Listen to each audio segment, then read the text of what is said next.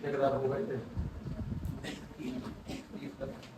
ये कभी हुआ ही नहीं है, 4 है टोटल। पहला ग्राफ क्या था वो देखना एक बार।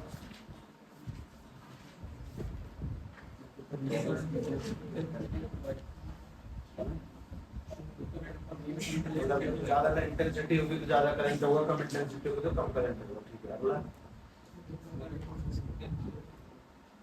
इसमें I1 I2 I की अलग अलग क्यों दूसरे वाले में?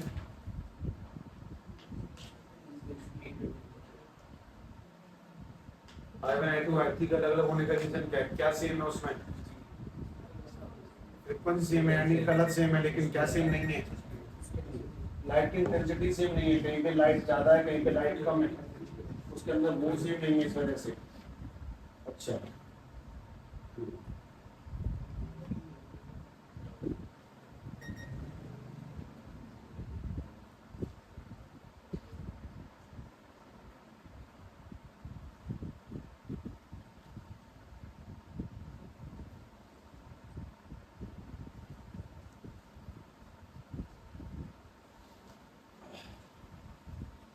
ठीक है।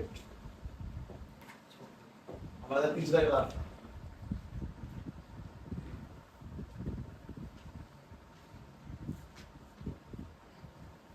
पीछे ग्राफ में इस जगह पे क्या लिखा था वो बता दो पहले देखकर। कलेक्टर प्लेट का पोटेंशियल, कलेक्टर प्लेट का पोटेंशियल, ठीक। और उसके बाद में पीछे क्या लिखा हुआ था? Retarding potential. उसके ऊपर क्या लिखा हुआ है? रिटार्डिंग पोटेंशियल के बाद में रिटार्डिंग पोटेंशियल यानी कि इसको लिखते करंट रुक जाते हैं ऐसा कुछ। अच्छा, ऊपर क्या लिखा है? Photo current. ऊपर लिखा हुआ है फोटो करंट। ऊपर इस पे लिखा हुआ है फोटो करंट। फोटो करंट, ठीक है। और ग्राफ शायद कुछ ऐसे बना हुआ था, वो भी ध्यान से मैं मेंशन कर देता हूँ। ग्राफ कुछ इस शेप में बना हुआ है, 1 2 3। एक इस तरह से, दूसरा इस तरह से और तीसरा इस तरह से। अच्छा, इसके ऊपर भी कुछ लिखा हुआ है यहाँ तक, saturation of current, saturation current, saturated current, यानी करंट की वैल्यू सेम हो जाना। अब बात ये की अगर मैं तुमसे पूछता हूँ कि वाला ग्राफ तुम्हें क्या समझाता है, तो कल वाला ग्राफ क्या समझाता है? कि कलर सेम है, इंटेंसिटी कम ज्यादा है तो करंट भी कम ज्यादा होगा, लेकिन सबके रुकने का पोटेंशियल सेम होगा। मतलब कल वाले में क्या चीज सेम है? कलर सेम है। यहाँ पर कलर सेम नहीं है। अब इस बात को पहले ध्यान से एक बात समझ ले कि अगर तुम्हें पुराना सिस्टम याद हो तो हम लोगों ने उस दिन फोटो इलेक्ट्रिक इफेक्ट को उसमें एनिमेशन में देख रहे थे, तब सबसे पीछे कौन सी लाइट रही थी बताएंगे? यूवी लाइट रही, सबसे ज्यादा एनर्जी इसी के अंदर। उसके बाद में कौन सी थी? वॉयलेट, उसके बाद में Indigo, blue, green, yellow, orange, red, उसके बाद में लास्ट में कौन सी थी? इंफ्रा। इसमें सबसे ज्यादा करंट कौन सी लाइट पर मिलेगा? सबसे ज्यादा ताकतवर कौन सी है? सबसे ज्यादा करंट यूवी पर मिलेगा। उससे कम करंट किस पर मिलेगा? वॉलेट पर। उससे कम करंट किस पर मिलेगा? अब मैं तुम्हें बात नहीं समझाता हूँ कि बहुत सिंपल सिंपल स्टेटमेंट सुनना, ध्यान से सवाल के जवाब देना तरीके से और बातें समझना। कि अगर मैंने इसके ऊपर वॉयलेट कलर की लाइट डाली है, उसके साथ साथ मैंने इसके ऊपर इंडिगो कलर की लाइट भी डाली है, वॉयलेट भी, इंडिगो भी और ब्लू भी, 3 कलर की लाइट मैंने किसी प्लेट के ऊपर मारी, तो तुम्हें ये बातें ऐसे थोड़ा कम समझ में आएंगी। इसीलिए स्टेप बाय स्टेप ध्यान से बात सुनो। मतलब मैं इकट्ठा बोलना नहीं चाह रहा हूँ। ये V1 हो गया, ये V2 हो गया, V3 हो गया। मतलब यहाँ पर इसको रोकने के लिए माइनस के 3 वोल्ट मान लेते हैं, माइनस के 2 वोल्ट और माइनस के 1 वोल्ट। हाँ, तो अटक अटक के बहुत सारी बातें समझ में आती हैं, तो ध्यान से बात समझना। सबसे पहली काम की चीज तो ये, हमारे पास में ये कोई 3 बार प्लेट बनाएगा। सब लोग 3 बार पहले प्लेट बना लो कल की तरह। 3 बार प्लेट बना दी गई। इसमें सबसे ज्यादा करंट कौन से कलर की लाइट पे निकलेगा?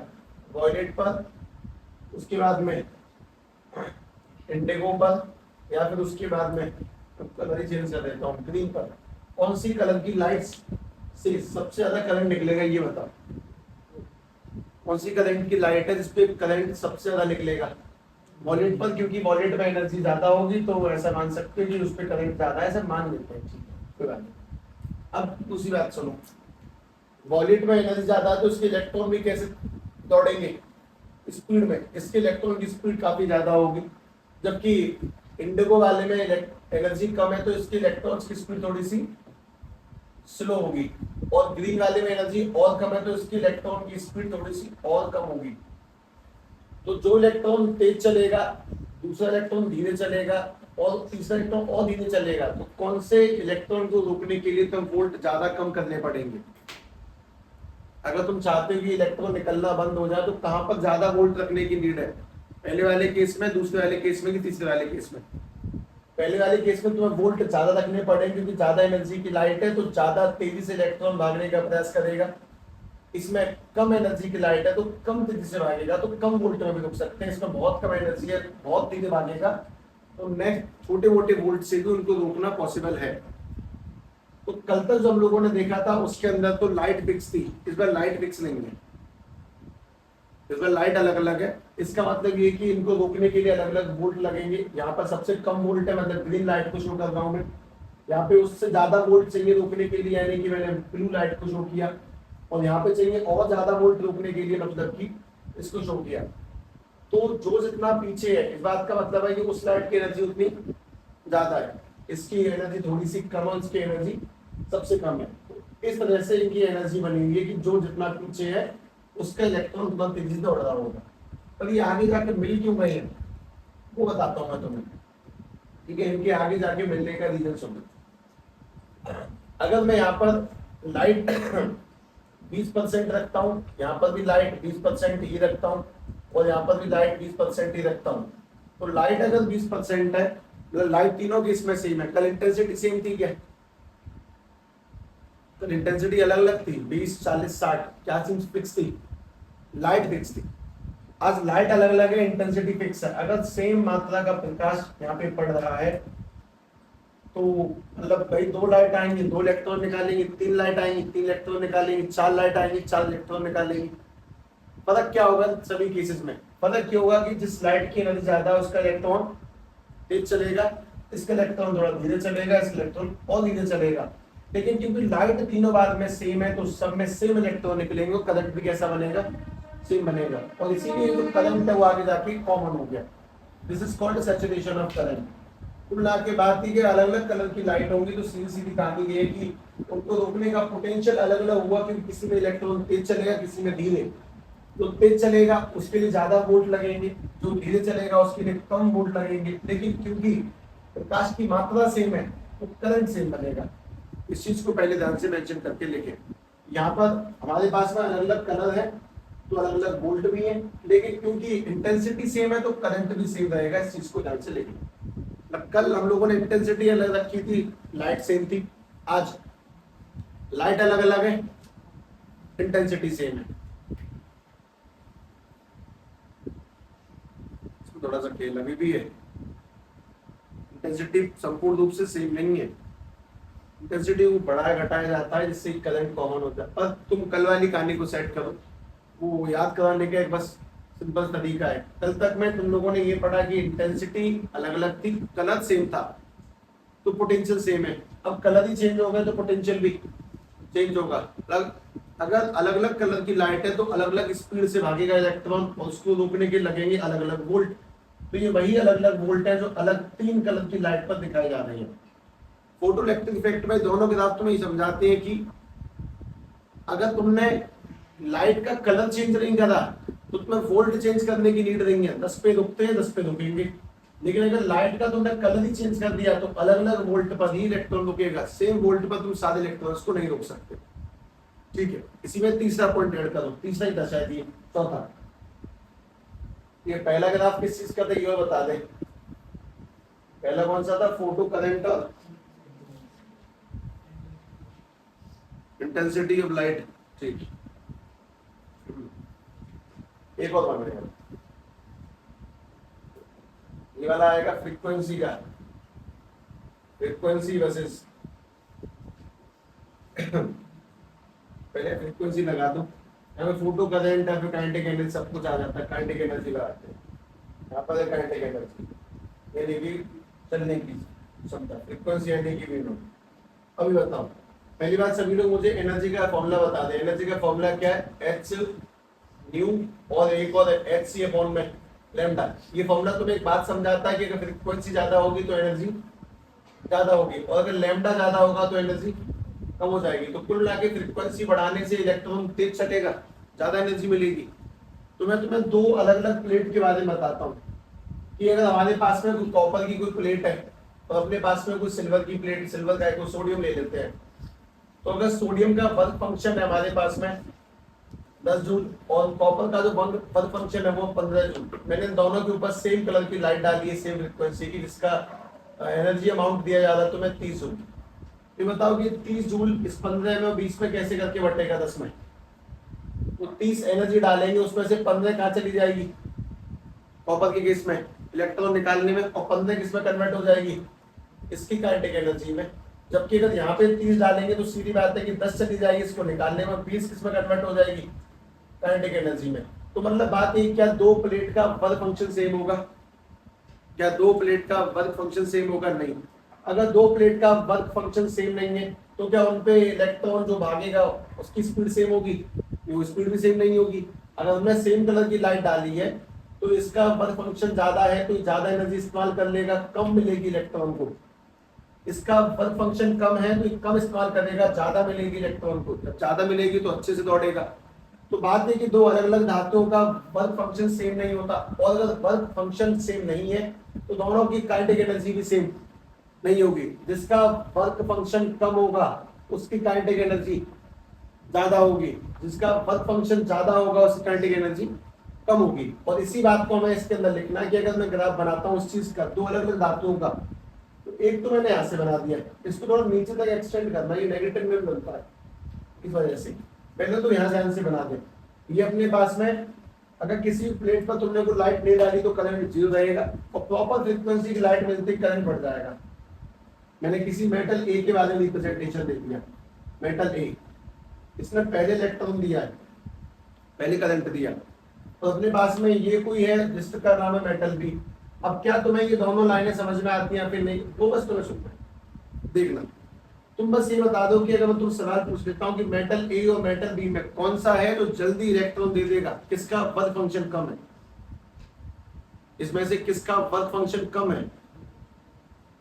अगर तुम्हें इससे इलेक्ट्रॉन निकलवाना है बी से तो तुम्हें फ्रीक्वेंसी को ज्यादा रखना पड़ेगा। मान लो ये फ्रीक्वेंसी है 10, 20, 30, 40, 50, 60, 70, 80, 90, 100, तो यहाँ पर तुम्हें फ्रीक्वेंसी देनी पड़ेगी 100 फ्रीक्वेंसी जब रखोगे 100 तब जाके इलेक्ट्रॉन देगा ये, और ये मान जाएगा 40 पर। तो कौन जल्दी मान रहा है? मेटल ए, यानी कि मेटल ए का वर्क फंक्शन कम है as compare to metal B. इस बात को पहले ध्यान से देखिए कि जो ए है, जो ए वाला मेटल है, उसका जो वर्क फंक्शन है यानी कि जल्दी मानना है, यानी कि इलेक्ट्रॉन निकालने की जो कैपेसिटी है वो ज्यादा है as compare to metal B के। इस बात को सबसे पहले ध्यान से समझ लें। Work function of A is greater than work function of B, क्योंकि ये तो मान जाएगा 40 पर इलेक्ट्रॉन देने के लिए और ये जाके मानेगा 100 पर, सबसे पहली चीज। अच्छा, जो जल्दी मान जाएगा, जिसके इलेक्ट्रॉन जल्दी निकल जाएंगे, मतलब कि वो नेट 40 पर ही मान गया और ये 100 पर जाके माना, तो उसमें भी बात निकल के आती है। जो जल्दी मानेगा, मतलब मैंने अगर इसमें लाइट की एनर्जी दी है, मान लेते हैं 120 जूल, और यहाँ पर लाइट की एनर्जी दी है मैंने 120 जूल, तो बहुत सिंपल स्पष्ट प्रश्न है। 120 जूल में से 40 तो चली जाएगी निकालने में, और 80 जूल कहाँ पर जाएगी? उसको दौड़ाने में। सेम टू सेम 120 में 100 चली जाएगी निकालने में, 20 जाएगी उसको दौड़ाने में। तो सीधी बात है जिसका वर्क फंक्शन कम है उसकी काइनेटिक एनर्जी ज्यादा होगी। तो पहली बात तो ये कि तुम्हें ग्राफ देखकर समझ में ये आ जाना चाहिए कि मेटल ए और मेटल बी में, मेटल ए और मेटल बी के अंदर कोई बोले कि वर्क फंक्शन किसका कम है किसका ज्यादा, सवाल का जवाब कौन जल्दी मान जाएगा? ए। तो ए का जो फंक्शन है वो कम है, बी का फंक्शन ज्यादा है। मैंने पूछने में उल्टा लिख दिया, ए पे घटल लगा दिया सर, नहीं। ए 40 पर मान जाएगा और बी किस पर मानेगा जाके 100 पर, तो ए जल्दी मानेगा, यानी कि ए का वर्क फंक्शन कम है और बी का वर्क फंक्शन ज्यादा है, पहली बात। दूसरी काम की बात तो मैं यहाँ ध्यान से देखकर दोबारा समझाना कि इन दोनों के अंदर अगर इसका वर्क फंक्शन कम है तो काइनेटिक एनर्जी किसकी ज्यादा होगी? काइनेटिक एनर्जी किसकी ज्यादा होगी, ए की या बी की?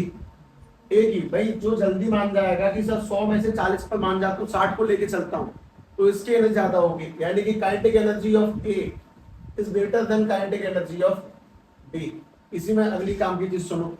अगली काम की चीज है कि अगर मैं इस ग्राफ को नीचे तक एक्सटेंड कर दूं तो यहाँ पर मिल जाता है, तो मैं इनका स्टॉपिंग पोटेंशियल भी लाइक नीचे तक एक्सटेंड कर दूं इस चीज को। नेगेटिव में दिखाने का मतलब ये कि इनके पोटेंशियल भी होंगे कुछ ना कुछ, तो इन पर ही रुक जाएगा, ये हमेशा नेगेटिव में ही आएंगे। अगर तुम्हें किसी इलेक्ट्रॉन को रोकना है तो हमेशा स्टॉपिंग पोटेंशियल कहां पर मिलेगा, नेगेटिव में, माइनस में मिलेगा, नीचे ऑलवेज अपोजिट डायरेक्शन में। कोई नहीं, इस चीज को बस लिख दो, इसको ध्यान से देख लो। अगर मैं तुम्हें इसी कड़ी से एक सवाल दे दूं, सवाल सुनो, इसी में से क्वेश्चन निकल के आता है कि अपने पास में ये ग्राफ बना हुआ है और ग्राफ के अंदर अपने पास में 3 मेटल है। This is metal number A, ये वाला मेटल नंबर बी और ये वाला मेटल नंबर सी।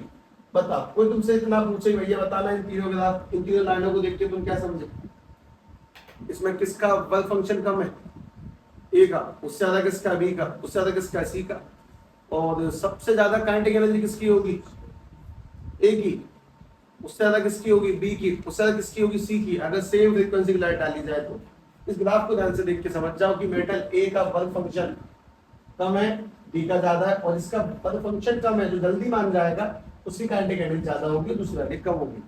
जिस जगह पर नेगेटिव में स्ट्राइक करेगा इस पॉइंट को, ये स्लोप हमेशा नेगेटिव आएगी, ध्यान रखें। इसकी जो स्लोप है वो हमेशा नेगेटिव मिलेगी, मतलब नीचे को जो पॉइंट इंटरसेक्ट करेगा। कभी गणित की बातें पढ़ने का मन नहीं है मेरा, इसीलिए बस ध्यान से एक चीज लिख दो इसके अंदर, छोड़ो ओमेगा 1 अपॉन में ही, और यहाँ पे लिख दो ओमेगा 2 अपॉन में। होगा कुछ तो होगा ही। नेगेटिव का मतलब अगर मैं तुम्हें हल्का सा बता दूं तो शायद ये कहना चाह रहा हूँ कि अगर तुम्हें इलेक्ट्रॉन को निकलने से रोकना है तो वोल्ट कहाँ पे देने पड़ेंगे, माइनस की डायरेक्शन में अपोजिट वोल्ट रखने पड़ेंगे, तो इलेक्ट्रॉन निकलने से रुक जाएगा। लेकिन दोनों बातों को समझना सीखें, जो पहले बना है उसका फंक्शन कम है, जो बाद बना उसका फंक्शन ज्यादा है, यानी कि इसमें इलेक्ट्रॉन तेज चलेंगे, इसमें इलेक्ट्रॉन धीरे चलेंगे, बस।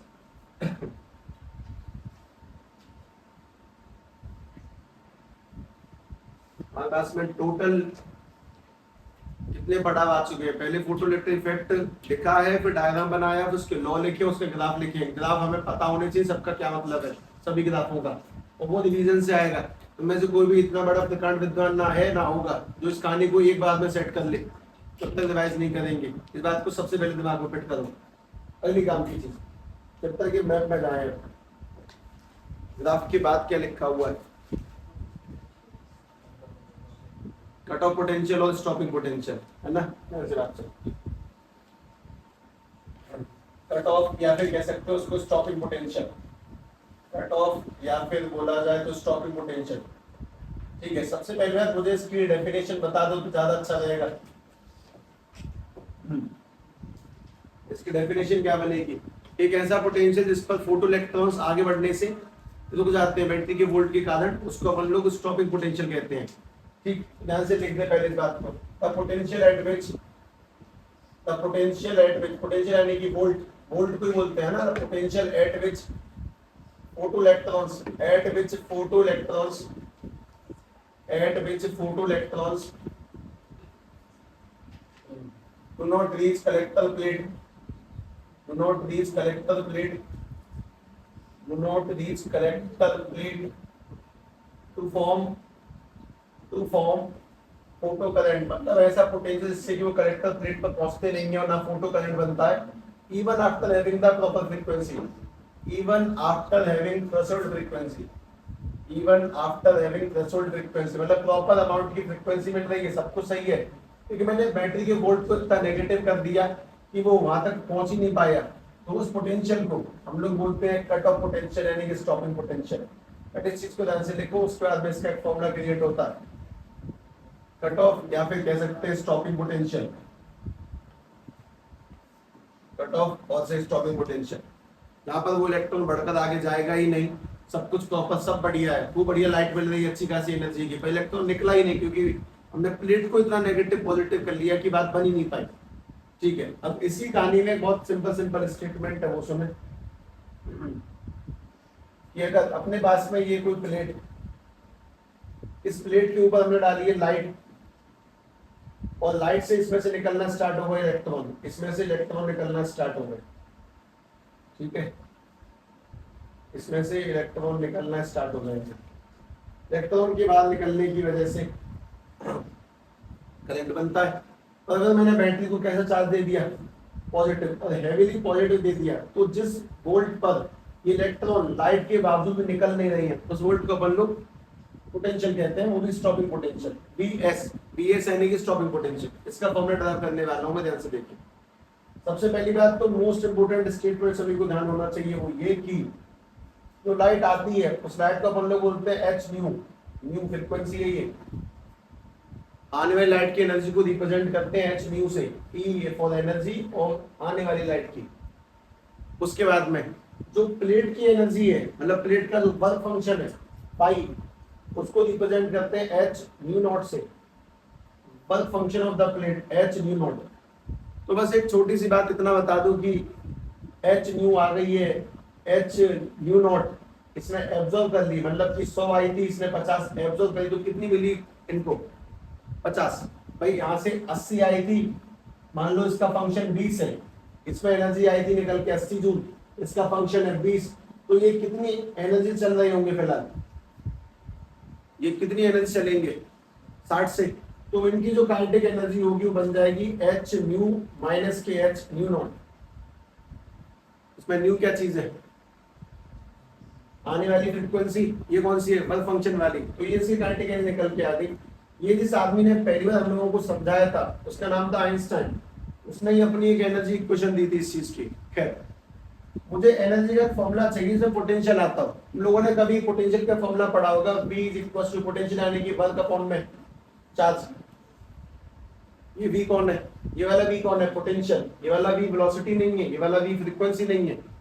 और यहाँ पर कौन सा चार्ज है जो आगे क्यों बढ़ रहा है, इलेक्ट्रॉन। तो मैंने इसको लिखा work potential is equals to work upon में इलेक्ट्रॉन, उधर भेजेंगे तो वर्क इज इक्वल्स टू में EV। और वर्क कहीं ना कहीं क्या पाई जाती है, एनर्जी होती है। वर्क ही जूल है, जूल ही एनर्जी है, तो वर्क की यूनिट भी जूल होती है। तो मैंने इस जगह पर एनर्जी की जगह पे लिख दिया EV इज इक्वल्स टू में H न्यू माइनस के H न्यू नॉट।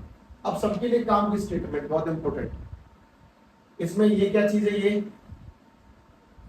फ्रीक्वेंसी, ये भी क्या चीज है, फ्रीक्वेंसी। ये V क्या चीज है, ये पोटेंशियल है। और वो कहां से बना, वो ध्यान से देखो, वर्क पोटेंशियल फॉर्म में चार्ज से बना दिया। अगर मैं इस E को जरा डिवाइड में यहाँ पर लेके चला जाऊं, अगर E डिवाइड में आ जाए तो बन जाएगा potential stopping is equal to में H न्यू अपॉन में E माइनस के H न्यू नॉट अपॉन में E। ये पोटेंशियल का फॉर्मूला है। इसको और भी सेट कर सकते हैं। वैसे हम न्यू की जगह पर क्या रिप्लेस कर सकते हैं, क्योंकि ये V और V कंफ्यूजन तो बन ही सकती है ना, तो मैंने न्यू की जगह पे लगा दिया C अपॉन में लैम्डा इनटू में E, और यहाँ पर भी H न्यू नॉट की जगह पर C अपॉन में लैम्डा नॉट इनटू में E। इसमें कितने कांस्टेंट है ध्यान से देख लो। H की वैल्यू फिक्स है दुनिया के अंदर 6.6 10 की पावर माइनस के 34। C फिक्स है 3 10 की पावर 8। E फिक्स है 1.6 10 की पावर माइनस के 19 कूलम। तो इन सभी को अगर सॉल्व कर लिया जाए तो इन सभी के सॉल्व होने से क्या बनेगा वो सुनो। इन सभी के सॉल्व होने से बन जाएगा 1240 नैनोमीटर अपॉन में लैम्डा माइनस दोबारा से 1240 नैनोमीटर अपॉन में लैम्डा नॉट। ये स्टॉपिंग पोटेंशियल का फॉर्मूला है। इन सभी को सॉल्व करते हो नैनोमीटर यहाँ से हटा देता हूँ, नंबरों के साथ ABCD अच्छी लगती है इस वजह से। बस ये तुम्हारे स्टॉपिंग पोटेंशियल का फॉर्मूला बना। कैसे बना उस पर ध्यान दें। इवन जो एनर्जी आएगी उसमें से ये घटा दिया तो काइनेटिक एनर्जी बनी। उस एनर्जी को EV से इक्वेट किया, EV के बाद में चीजों को ऐसे सर्कुलेट किया। और ये खतरनाक दिमाग का खेल है। तो इसे पहली बार कर रही हो और तुम्हें ये बात समझाई जा रही है, तुमसे पूछी नहीं जा रही है, तुम्हें बस बताया जा रहा है कि कौन सी वैल्यू कहां पर किस तरह से पुट की गई है। स्टॉपिंग पोटेंशियल का फॉर्मूला ध्यान रखें।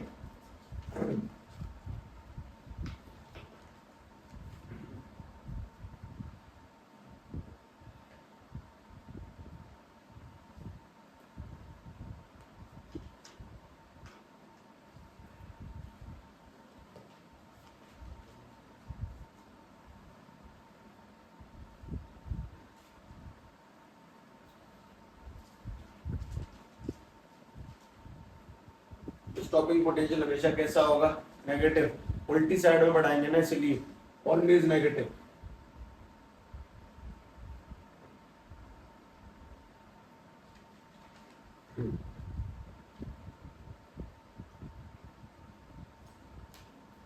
ये अगला पॉइंट बोल रहा हूँ, उसके अंदर कट ऑफ पोटेंशियल अगला क्या लिखा हुआ है?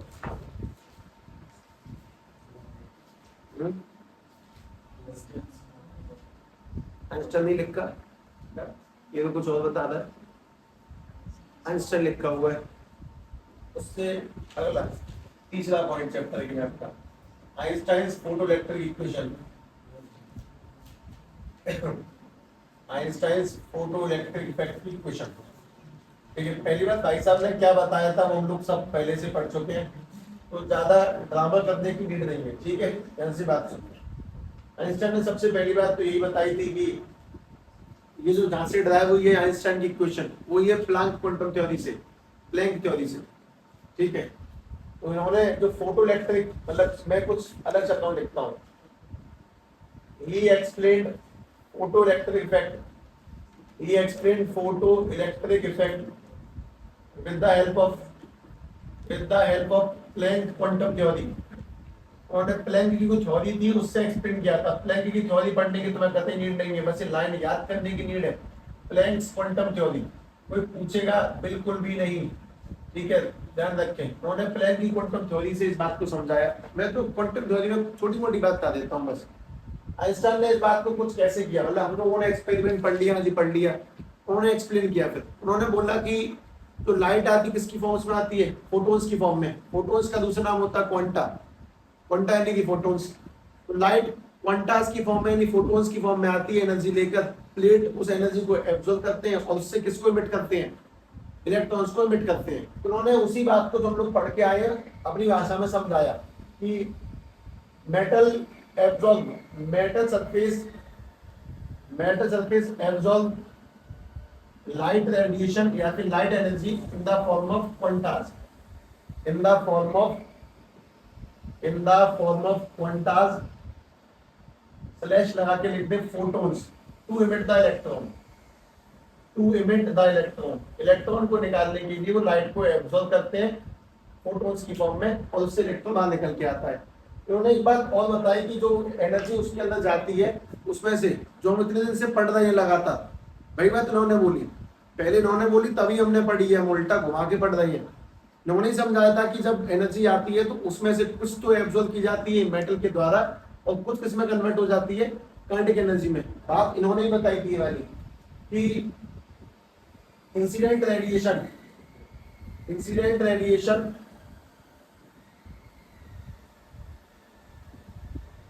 having energy is partially absorbed by the, उसको सोखता है, उसको कौन सोखेगा? Metal. absorbed by the metal called work function, absorbed by the metal called work function।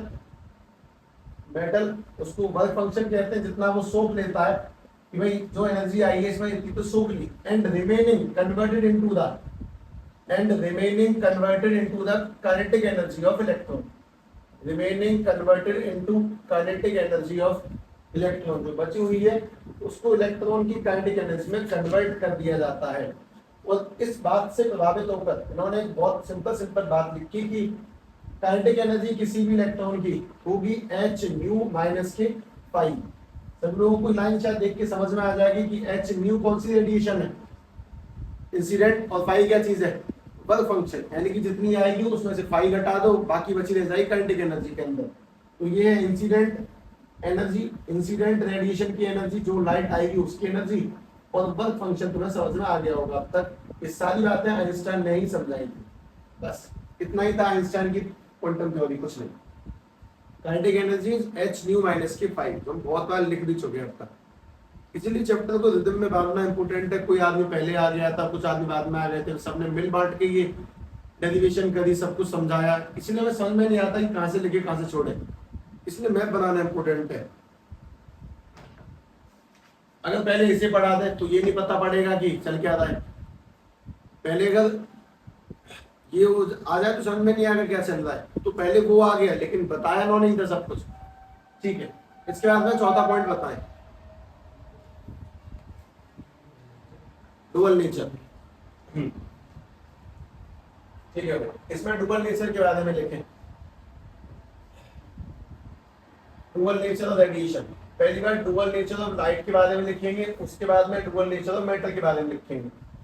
Dual nature of radiation, radiation अगर तुम लोगों को थोड़ा चुभे तो तुम इसको लाइट कह सकते हो, है ना, लाइट का डुअल नेचर। बस पहले तो ये बता दें कि डुअल नेचर ऑफ लाइट का क्या मतलब होता है। लाइट का डुअल नेचर होने का क्या मतलब है कि लाइट, वेव और पार्टिकल दोनों बातों को रिप्रेजेंट करती है। ये बात ड्राइव कब हुई थी कि वेव है वो इंटरफेरेंस, डिफ्रेक्शन और पोलराइजेशन नाम के फिनोमेना। इसमें तुमने पोलराइजेशन नहीं पढ़ा है, तो डिफ्रेक्शन पढ़ा है, इंटरफेरेंस पढ़ा है। तो डुअल नेचर लाइट का मतलब है कि light shows both particle and wave nature, ठीक है। अब पार्टिकल नेचर सबको समझ में आता है कि भाई वो सिंपल रिफ्लेक्शन, रिफ्लेक्शन, सीधी लाइट आती है, ऐसा कुछ।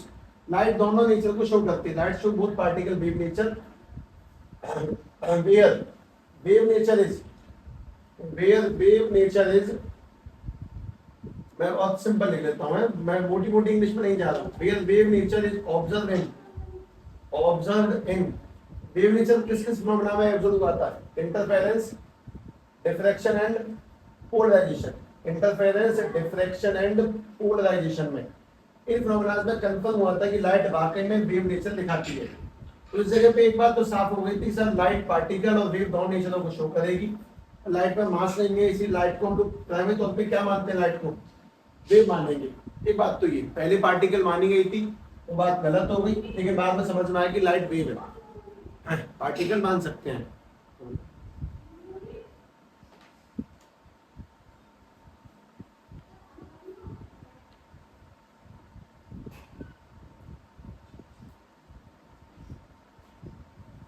लाइट डुअल नेचर है, पार्टिकल नेचर दिखाती है, मना नहीं है, पर ज्यादातर क्या दिखाती है वो? Wave nature. वेव नेचर कहाँ पे साबित हुआ था? इंटरफेरेंस के अंदर। अब काम की बात जरा ये बताएंगे कि क्या सिर्फ लाइट ही दुनिया की ऐसी चीज है जो वेव नेचर दिखाती है, कि दुनिया में बाकी सभी का नेचर फिक्स है, पार्टिकल है कि वेव है? नहीं, दुनिया में किसी भी ऑब्जेक्ट का नेचर फिक्स नहीं है। हम भी पार्टिकल नहीं है, हम ऑब्जर्व करने के अकॉर्डिंग, जैसे मेरे और तुम्हारे अकॉर्डिंग तुम पार्टिकल हो, मैं पार्टिकल हूँ, लेकिन अगर कोई आदमी लाइट की स्पीड से चल रहा है तो उसके लिए हम वेव है, हमारे लिए वो वेव है। तो दुनिया में कोई भी चीज फिक्स नेचर नहीं दिखाती। ये तो लाइट की बात थी।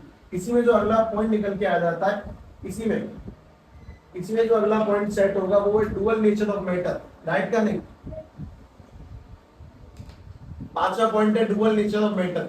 सिर्फ लाइट नहीं है, दुनिया में जितने भी ऑब्जेक्ट है सभी वेव नेचर ही दिखाते हैं, मतलब डुअल नेचर दिखाते हैं। डुअल नेचर ऑफ मैटर वैसे बहुत डिस्कस करने लायक टॉपिक है।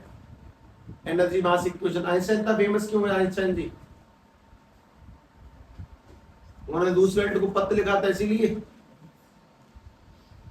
इनमें से चैप्टर में आता है नेल्सन मंडेला वाले में, बाद में आता शायद उसमें, ये नॉट लेटर टू दूस बेल्ट बम गिर गया था, इसलिए फेमस नहीं है। उन्होंने एक थ्योरम समझाई थी, आइंस्टाइन एनर्जी मास इक्वेशन। उन्होंने बोला था कि मैटर यानी मास इसमें कन्वर्ट हो जाता है एनर्जी के अंदर। एनर्जी ऐसी चीज इसका कोई एग्जिस्टेंस नहीं है। एनर्जी में ना तो मास होता है, ना तो उसका मोमेंटम निकाल सकते हैं, वेलोसिटी। एनर्जी एक फील करने लायक चीज, इसको हम लोग आत्मा कहते हैं। मतलब इस दुनिया में सबको डिस्कवर नहीं हुआ अभी तक। आइंस्टाइन ने ये बोला था कि किसी भी बॉडी का जो मैटर है वो एनर्जी में कन्वर्ट हो जाता है जब वो किसी स्पीड से चलेगा, ऐसा कुछ बताया था उन्होंने। तो मैं तुम्हें बस कुछ शॉर्ट में बोलता हूँ। सबसे पहली बात, इस बात का मतलब है कि लाइट डुअल नेचर होती है, और इस बात का मतलब है सिर्फ लाइट नहीं होती है, दुनिया में चलने वाली सारी चीजें डुअल नेचर शो करती है। सबके पास मोमेंटम भी होता है, सबके पास में वेवलेंथ भी होती है। डुअल नेचर का मतलब होता है कि सब चीजें पार्टिकल हैं और सारी चीजें वेव है। जिनके पास में मतलब जो वेव है उनके पास में क्या पाई जाएगी? वेवलेंथ। और जो पार्टिकल है उनके पास में क्या पाया जाएगा? मोमेंटम। ये वाली लाइन तुम्हें ये बताती है कि लाइट डुअल नेचर है, लाइट पार्टिकल भी है और लाइट वेव भी है। और ये जो मैं लिखने वाला हूँ, बताने वाला हूँ कि सिर्फ लाइट नहीं है, तुम्हारी आंखों से जितनी भी चीजें देखी जा रही हैं वो सारी चीजें पार्टिकल भी हैं, वेव भी हैं। डिपेंड करेगा ऑब्जर्व किसने किया तुम्हें। अगर तुम्हें तुम्हारी जैसे किसी व्यक्ति ने ऑब्जर्व किया, क्योंकि तुम उसको देख रहे हो, वो तुम्हें दिख रहा है, तो तुम दोनों किस में माने जाओगे? पार्टिकल नेचर में। अगर लाइट की स्पीड से चलते हुए किसी आदमी ने तुम्हें देखा, तो तुम्हारे लिए वो वेव है और उसके लिए तुम वेव हो। ऑब्जर्व करने पे डिपेंड करेगा। ये तो बस लाइट की कहानी थी, बाद में समझ में आया कि हम सबकी वेवलेंथ है। तुम भी ऐसे ही चलते हो, तुम्हारी खुद की वेवलेंथ है। तुम जब गली में चल रहे होते हो, तुम ऐसे चल रहे होते हो। ये कहना चाहता है, तुम्हारी वेवलेंथ होती है।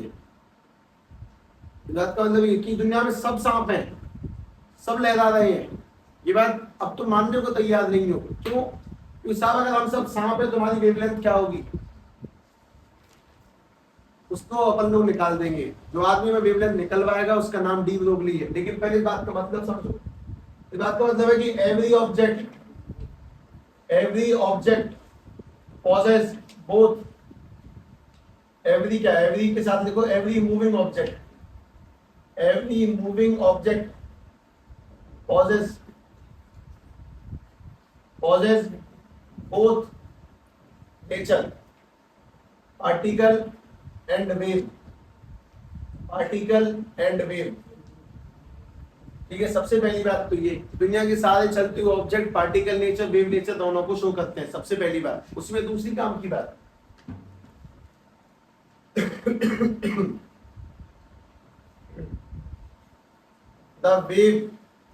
the wave of such moving particles,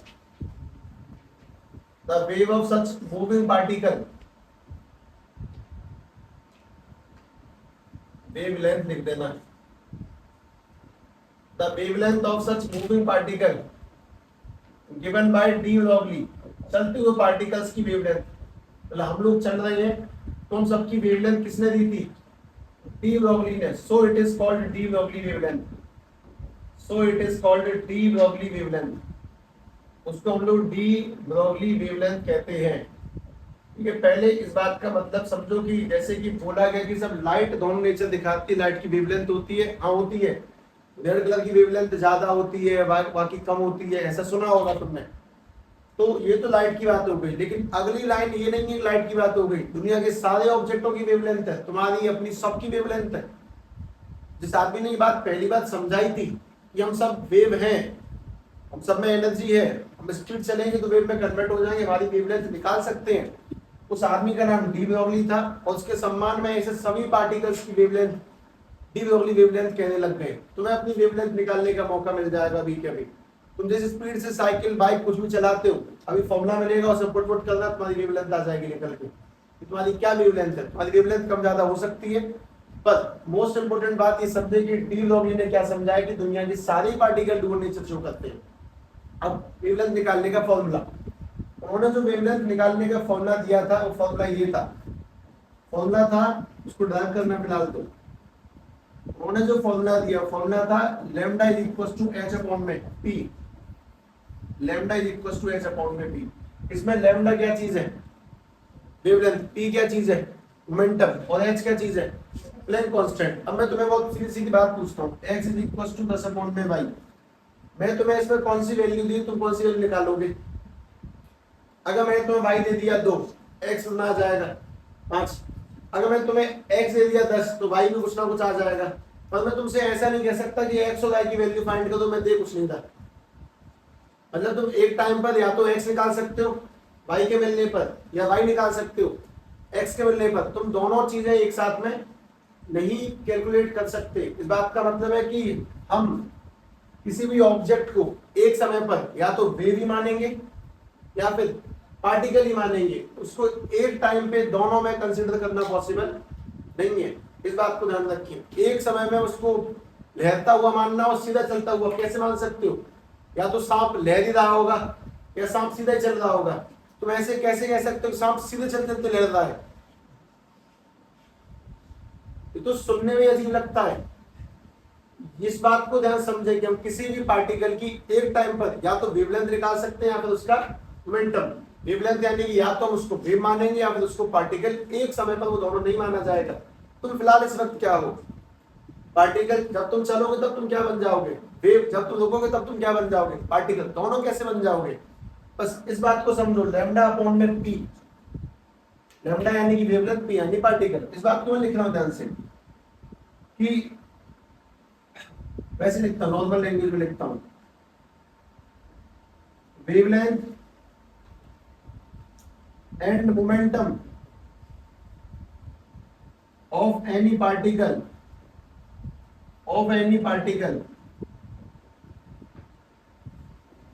cannot be calculated at the same time। हम एक समय पर उसकी वेवलेंथ और पार्टिकल की जो मोमेंटम है उसको कैलकुलेट नहीं कर सकते। We have to either consider it as a wave or particle at a single time। एक समय पर एक ही बात माननी पड़ेगी, सीधी सीधी बात ये। तो lambda equals to H upon में पी। अब तुम सभी लोग अपना मोमेंटम निकाल लेना। मोमेंटम कैसे निकलता है? Mass into velocity. जब तुम साइकिल पर चल रहे हो तो तुम्हारा वजन और साइकिल का वजन मिला के हो जाएगा, मान लेते हैं 60 किलो। साइकिल की स्पीड होगी 10 मीटर पर सेकंड। तो अपना मोमेंटम निकाल के डिवाइड दे देना एच को, तुम्हारी वेवलेंथ निकल के आ जाएगी, तुम कितनी वेवलेंथ से चल रहे हो। दुनिया किसी भी ऑब्जेक्ट की वेवलेंथ निकाल लो अगर तुम्हें उसका मोमेंटम पता है तो। और अगर तुम्हें किसी की वेवलेंथ पता है तो तुम उसका क्या निकाल सकते हो? मोमेंटम। अब तुम्हें से किसी को याद है कि ये जो हमारी लाइट होती है, लाइट की वेवलेंथ कितनी होती है रेड कलर की? 700 नैनोमीटर। अगर मैंने यहाँ पे रख दिया 700 नैनोमीटर, क्या उसकी वेवलेंथ आ जाएगी, मोमेंटम आ जाएगा? अगर मैं लैम्डा पुट कर दिया मोमेंटम आ जाएगा, हाँ। अगर मैंने अपना मोमेंटम पुट कर दिया तो अपना वेवलेंथ आ जाएगी। तो इस बात को लाइट में देखो, अगर हमने लाइट की वेवलेंथ पुट की, लाइट का मोमेंटम आ गया, इसका मतलब लाइट इज पार्टिकल। मैंने अपना मोमेंटम पुट किया, मेरी वेवलेंथ आ गई, इसका मतलब आई एम वेव। दोनों बातें वैलिड है, लेकिन दोनों एक साथ वैलिड नहीं है। इस कहानी को समझने के लिए बहुत तगड़ा कंसेप्ट चाहिए। पर ठीक है, lambda equal to H upon P में एक बात तो साफ है, या तो लैम्डा या फिर पी। एक समय में एक आदमी, दोनों पॉसिबल नहीं है। और ये फॉर्मूला तुम्हें ये भी समझा देता है कि लाइट की अगर वेवलेंथ पुट करोगे तो लाइट का मोमेंटम आ जाएगा। इसका मतलब मैं लाइट को पार्टिकल भी मानूंगा, भले वो इंटरफेरेंस नहीं दिखाती है पार्टिकल मानने पर मैं दोनों बात मानूंगा। फिर दोनों नेचर है। मैं एक जगह नहीं टिक पा रहा हूँ आज तक कि मैं ऑब्जेक्ट जो हूँ वो पार्टिकल हूँ कि वेव हूँ, आज तक फिजिक्स नहीं टिक पाई है। तो तुम ही गलत नहीं हो, तुम परेशान होने की कोशिश मत करो कि आप कुछ आर पार कर दो, नहीं कर सकते। हम ड्राइव ही नहीं कर पाए चीजों को, हमें डुअल नेचर पे आना पड़ा। फिर हमें दो नावों पे सवारी करनी है। खैर